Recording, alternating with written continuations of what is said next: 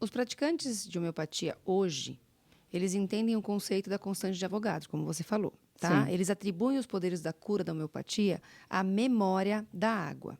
O conceito de que a água tem uma capacidade de lembrar da forma do medicamento que ela continha. Há, no entanto, pelo menos 3 problemas com essa coisa, com essa questão da memória da água que a gente vai explicar e vai ser mais fácil de vocês entenderem.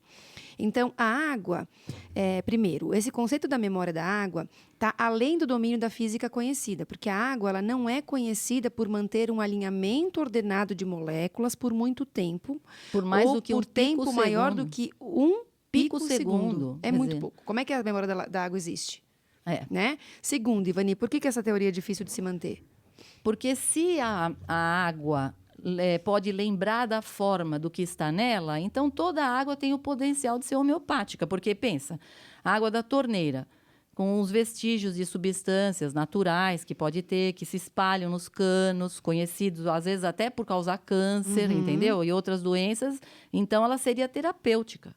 Porque tudo que pode ter de vestígio na água vai dar memória na água. Então, tudo que você bebe de água poderia estar te dando algum efeito. Sim. E o terceiro, fim, que é muito relevante para quem, enfim, faz medicina baseada em evidência, é que, independente de todas as explicações, você não tem nenhum estudo científico de alta qualidade que mostre que a homeopatia é mais eficaz do que placebo, tá? Então, são 3 pontos importantes para a gente questionar essa teoria da água, tá? Ao testar a homeopatia, surgiram 2 tendências. A homeopatia é melhor para curar coisas que logo passariam de qualquer maneira, como resfriado, por exemplo, mas ela é muito perigosa para tratar doença grave, como diabetes. E quanto maior e mais complexo o estudo científico, mais a homeopatia se assemelha ao placebo. ou seja, a homeopatia, na verdade, ela trataria alguma coisa que não precisaria de remédio. Isso. Né? Mas por que... Você nunca viu, Gustavo, ninguém dizer que deu homeopatia e melhorou? Já, minha mãe. Por que tem pessoas que dizem que melhoram com homeopatia? As diferenças entre a medicina ortodoxa e a homeopatia, elas são muito marcantes. Elas eram muito marcantes e elas ainda são, tá? Porque desde o início a homeopatia sempre começou com uma longa consulta, uma duração longa, às vezes quase 1 hora, na qual todos os aspectos das doenças e da vida do paciente, eles eram discutidos, tá? Os homeopatas, eles gostam de enfatizar que eles praticam a medicina holística, que eles olham a pessoa por inteiro, tá? O tratamento e usam um tratamento apropriado, escolhido, tá?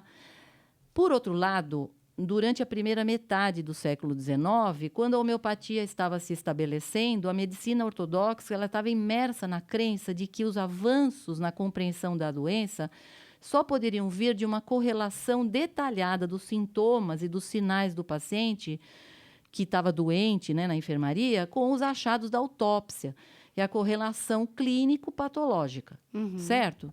Que é uma coisa que a gente ainda acredita, certo, Com Carol? certeza. Só que o Hahnemann, né, que é o grande idealizador da homeopatia, ele não mostrou interesse na patologia detalhada e nem no diagnóstico e no tratamento convencional. A gente sabe, a partir de tudo que foi dito, que ele não era esse o foco dele, tá? Ele era interessado apenas nos princípios da medicina homeopática. Né? A homeopatia clássica ela foi, portanto, vista por seus apoiadores como um sistema atraente, seguro, simples, fácil de entender e centrado no paciente como um todo e não na lesão patológica. Tá? Bom, também tem uma coisa, você tinha um filho lá, no século XIX, a criança estava doente, você ia submeter a criança a Sangria. remédio tóxico, sangria, diarreia, causar diarreia.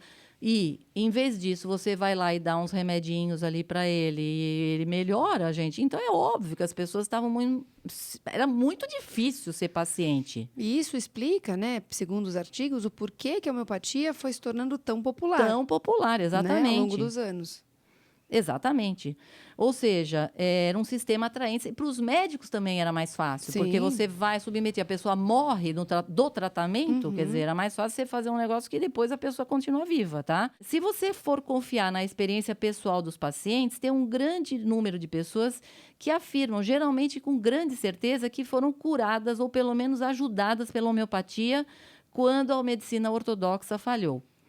Então, pode-se ver porque o sistema é fácil de entender e parece seguro, tá?